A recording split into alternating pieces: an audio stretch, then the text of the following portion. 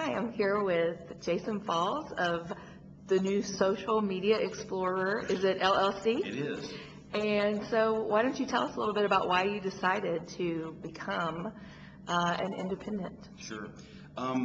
There's always 1,000 reasons for that type of decision, but what I really wanted to do was I wanted to have sort of the power and the freedom to sort of manage my own workload, manage my own time commitments. And when you're working with an agency, someone else manages that for you. Someone else says, okay, here's the number of clients, here's what we have to do. And I really wanted to, I was also managing an interactive department at Doe Anderson. And I loved the job, and I love Doe Anderson, and it's a great agency and a great place. But I wanted to get away from the administrative things that I was doing and get back to what I really like to do, which is advising people on social media, teaching people about social media, and creating content. And so I felt like a lot of that was being chipped away with some of the administrative duties that I was doing. And so I saw the opportunity to sort of get back to what I do best and what I like to do the most. And so that's why I did it. Great. Well, why don't you tell us a little bit about what your specialty is now? What your key or ideal client would be? Okay. My ideal client would be one that needs training and counsel on social media, to put it very simply. I think probably half of what I do is education based, in teaching people what social media is and how they can leverage it for their business. And then the other half is probably the consultancy, the actually rolling up your sleeves, getting a little dirty with the brand, understanding the company, understanding the product, service, or promotion that you're going through, and what you want to leverage social media for, and helping them find ways to do that effectively.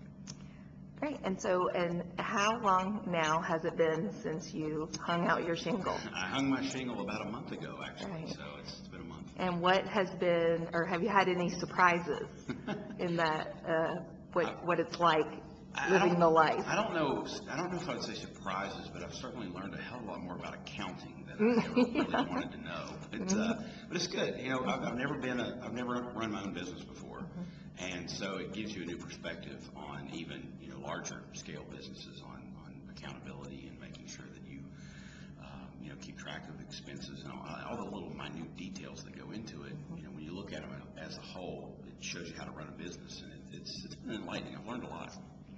Great. And so what would you advise anyone who's considering going out on their own at this point? I think I would probably say have paying clients first, or have some savings built up, or have the financial ability to be able to do it without a whole lot of pressure on yourself for the first few months. Is probably the smartest thing anybody can do when they're starting out. But I think the other thing is that I would tell people if they want to do it is sort of be brave. If you're thinking about it, it's a little bit of a risk, certainly, and for some people it's a big risk. But if you are really passionate about it, you'll make it work. I think that also includes a little sub-advice there is don't think that just because you're your own boss you can be lazy now. You're probably going to need to, and make sure that you tell yourself that you have to work harder as an independent person, out on your own, as you even did for your former company, because you want to make it work, and you want to have that freedom. But with that freedom comes the cost of actually having to roll up your sleeves and do the work. And that's great advice. Yeah. That's where I would throw it out there. And so, what is last question? What is what's your favorite thing that you've found yourself enjoying now that you're your own boss? I like the freedom of if I need to go to the dry cleaner and pick up my shirts, that I can just go and do it.